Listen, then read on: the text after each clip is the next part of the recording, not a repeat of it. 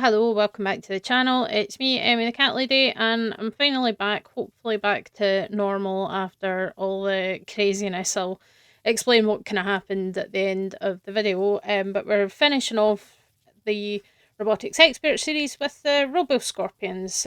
It's one of my favourite robot designs in the games, I have to say.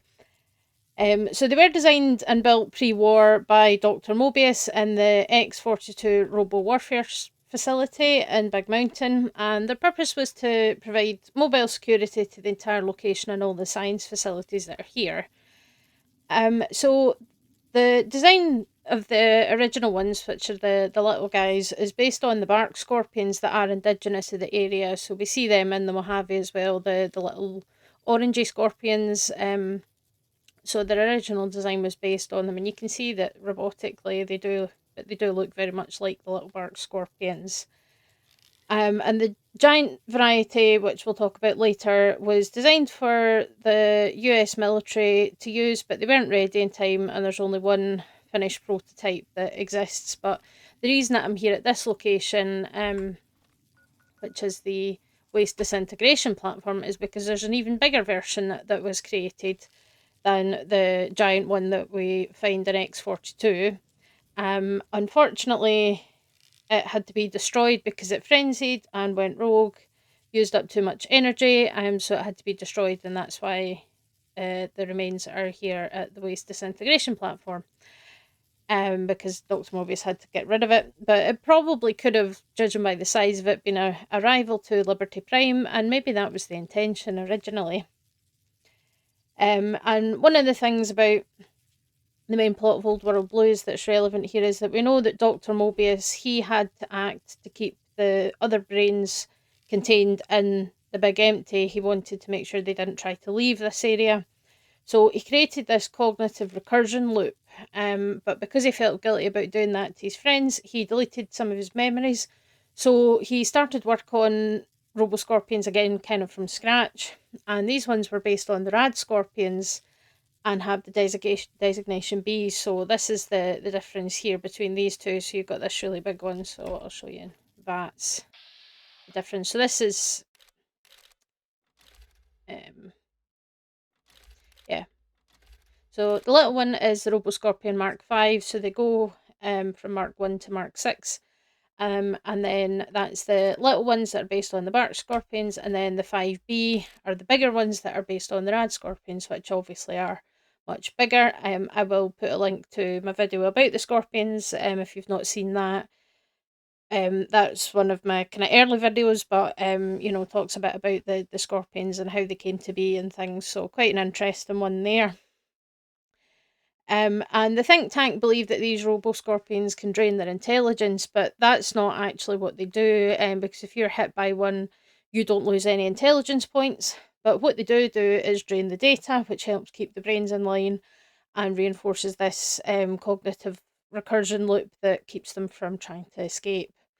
So they've got a number of kind of built-in features which I think make them very interesting. They are powered by a fission battery, so that's often something you can loot from them after you kill them. They also have the ability to self-construct or self-repair using scrap and parts that they can find.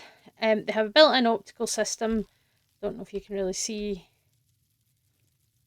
Yeah, you can kind of see there's some sensors at the front there. So they have an optical system. They also have a built-in PA system, so if someone is controlling them in X-42, they can see what the Roboscorpions are seeing, and they can also speak through them, which Mobius does do quite a lot throughout the DLC.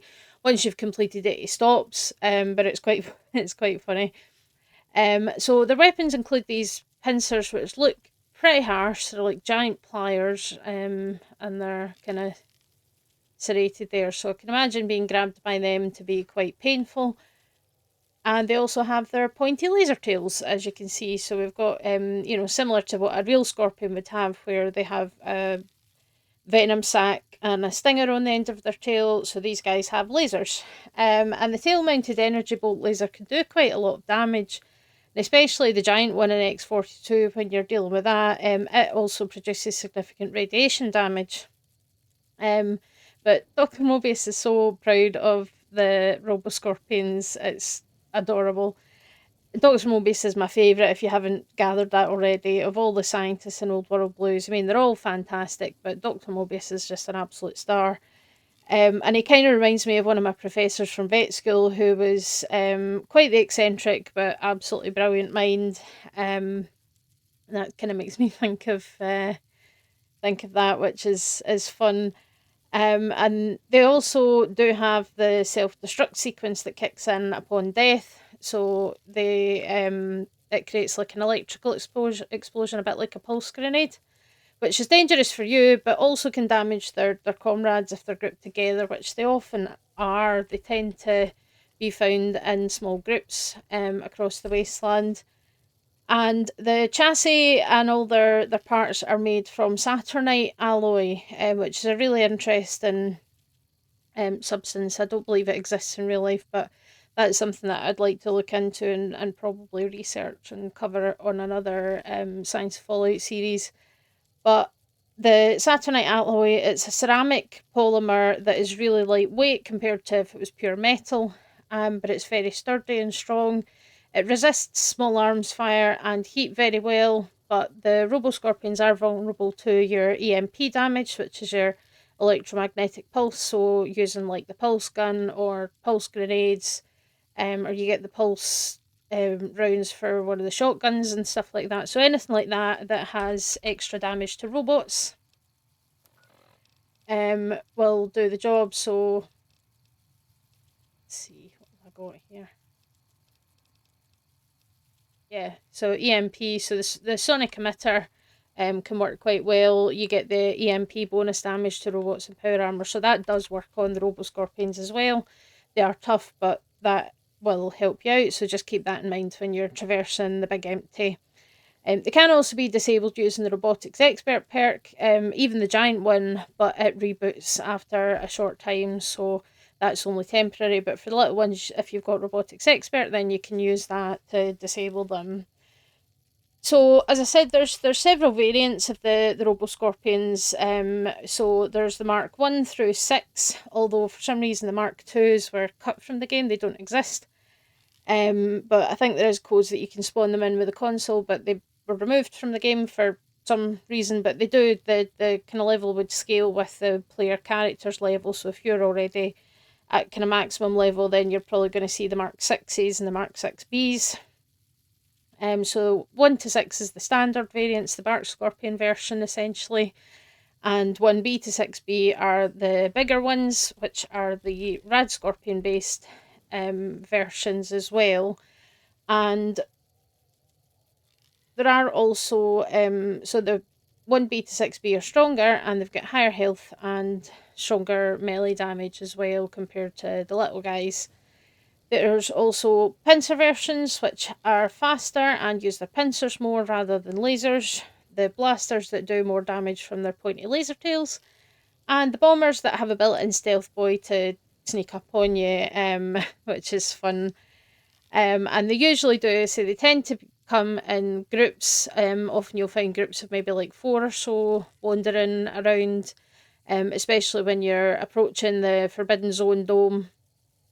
You also get them sent after you, so when you complete the main objectives and the main story of Old World Blues, so you have to go to where are we?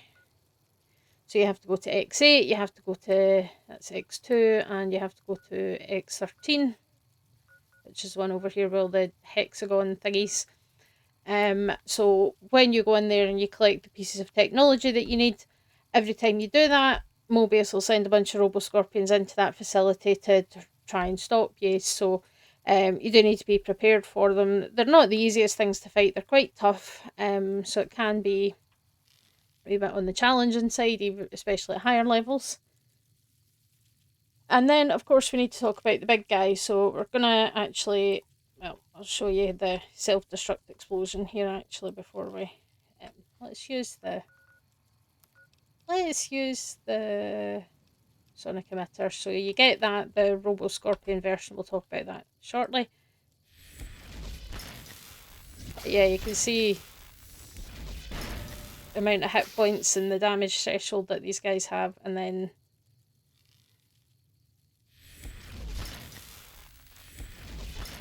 might get a bit explosive though. Just die. There we go. Yeah, so they do that once you kill them. So I have a perk that means that kills with energy weapons explode, so it does get a bit explodey. But yeah, this is... like, you can see how much hit points it's got and its damage threshold as well. It's kind of crazy. There we go. Wow. There you go. You can join your massive sibling there for the rest of the time. Why am I still in caution? Anyway. Right, let's head over to X42. Fantastic. So it worked the second time. Fallout New Vegas being Fallout New Vegas. She likes to crash. I feel very short. It is. So, yes, say hello to the X42 giant Roboscorpion. Obviously, significantly bigger than the other ones. And this is where you find that it's one of the strongest enemies in the game. The laser blast that it can produce is quite devastating. At the kind of highest level, it has 3,500 HP, and the laser does 200 damage, as well as doing 30 rads per second for a second, so you get hit with 30 rads. The blast also does explode a bit like a pulse grenade, so definitely quite dangerous. Let's see, and that. So this is just the lowest level one, so you can see we've got 1,500 hit points and damage threshold of 15. So yeah,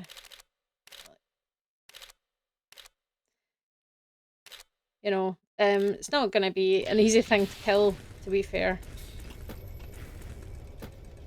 Climb up on it. No, it doesn't have proper like collision detection, I don't think, on its legs and stuff. Oh, one of the drones survived. Huh.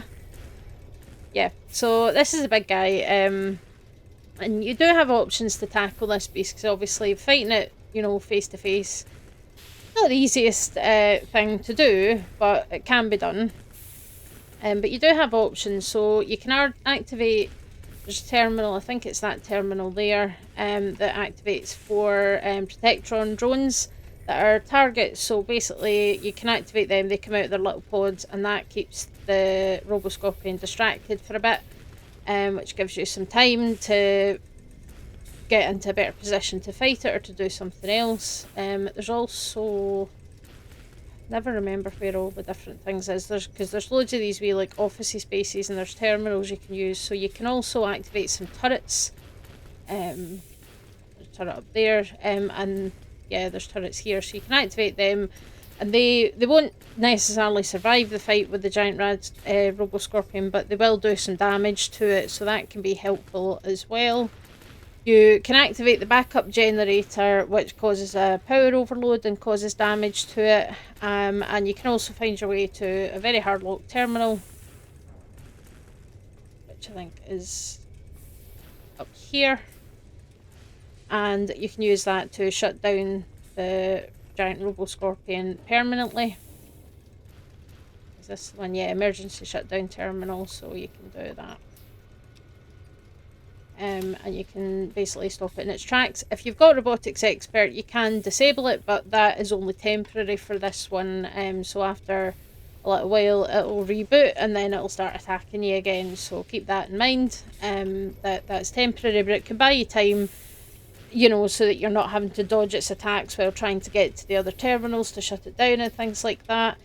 So, you know, don't discount it. The Robotics Expert perk is quite a useful one to have in the games, and I think hopefully I've managed to kind of prove that over this series of, you know, the different robots and how to handle them, and it does potentially make your life easier, as some of these robots are quite dangerous to be fighting face to face. Your sentry bots, for example, nobody likes stumbling into a sentry bot in these games. You know, they're pretty tough, but it's yeah, turrets are still okay as well, so it's kind of a fun one. And once you have dealt with the giant Roboscorpion, then when you head upstairs and through to where Mobius's place is, you get access to the sonic emitter sound sample for Roboscorpion. So that's your audio sample that you can give to the jukebox to add it to your sonic emitter. And it does EMP bonus damage against robots and power armor and critical strike explosion. So if you get a critical with this weapon, then it causes an explosion, which is quite fun. It is also the one that has the highest kind of base damage output of all the audio samples as well. So it's quite a powerful one and definitely something to consider having in your arsenal.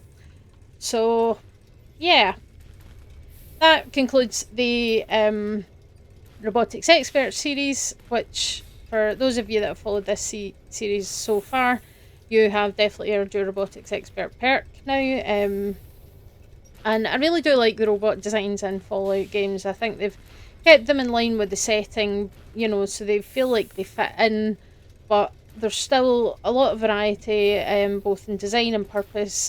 Some of the recurring ones, like your Protectrons and things, that are kept quite consistent through the games, but they're introducing new and interesting ones, and some that are fitting. I mean, certainly for Dr. Mobius being the kind of mad scientist that he is, creating giant robot scorpions, it fits with his personality and things, and I think that's really fun. So, you know, yeah, really enjoyed this series and digging into the robots and some of the kind of things, the different designs that they've come up with for these things. It definitely makes things more fun. So next week we're beginning the humanish varieties that exist across the games.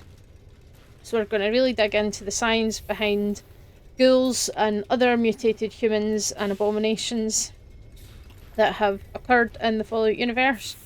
So hopefully you'll come back for that. Don't forget to subscribe if you haven't already, so that you get updated whenever I upload. I do appreciate the patience that you guys have shown. I really hate that I've had to delay videos and I'm falling behind on my upload schedule and things. I want to stay consistent, but life has just been throwing so much nonsense at me in the last few days. It's hard to believe how much has happened just in the space of a week. I'd say I finally managed to get my old house sold, so that's good. But also somebody decided to try very hard to get access to my bank account and reported my phone as stolen and all sorts. So it's under control now, everything is secure, and I haven't actually lost anything, but I did spend an awful lot of time on the phone to the fraud department at my bank and the fraud department at my mobile phone provider and whatnot, as well as having to take Miss Echo to the vet. I'm happy to report that she is getting better. She had a really bad episode of cystitis, which she has always been prone to, but because I'm not practicing as a vet anymore, I'm not allowed to prescribe anything, so I did have to take her to my local practice where a friend works to get treatment, and I wasn't sure how that would go because Miss Echo is notoriously aggressive at the vet sometimes. She's a very stressy little thing. She doesn't like being taken out of her environment, and she doesn't like being around other animals, so I really didn't know how well it was going to go, but she actually did really good. She let the vet examine her properly, didn't make too much of a fuss, and she got some meds and things, and she's now on the mend. So it's been a hell of a week. A lot's happened. Thankfully, you know, the attempted fraud, I managed to catch that before they got the chance to get away with anything. But you know, it's just, you know, it doesn't matter. I mean, I'm very careful about, you know, these things. I'm very good at spotting scams and phishing emails and all that kind of thing, but it doesn't matter how much precautions you take, they can still get access to your data. You do just, you know, take it as a word of caution just to be very, very careful when you're, you know, buying things online and that kind of thing. Double check links and emails, you know, and just be very vigilant. Make sure that you've got good secure passwords, two-factor authentication, all of that stuff. Make sure you have it, because I say it can happen to anybody and it can be extremely stressful and frustrating to deal with. It's been a nightmare. it got to the point where I actually had to go to my local branch for the bank, which, because they've shut most of the local branches, is actually, you know, quite a journey to get to the nearest branch of my bank. And I had to give them proper ID so that I could gain access to my own account again, because they had to shut it down to try and nip this in the bud. It's been a real headache, and you know, people that do this kind of thing, they're just horrible people, who should go and find real jobs instead of just scamming people and trying to steal their money and trying to steal their things.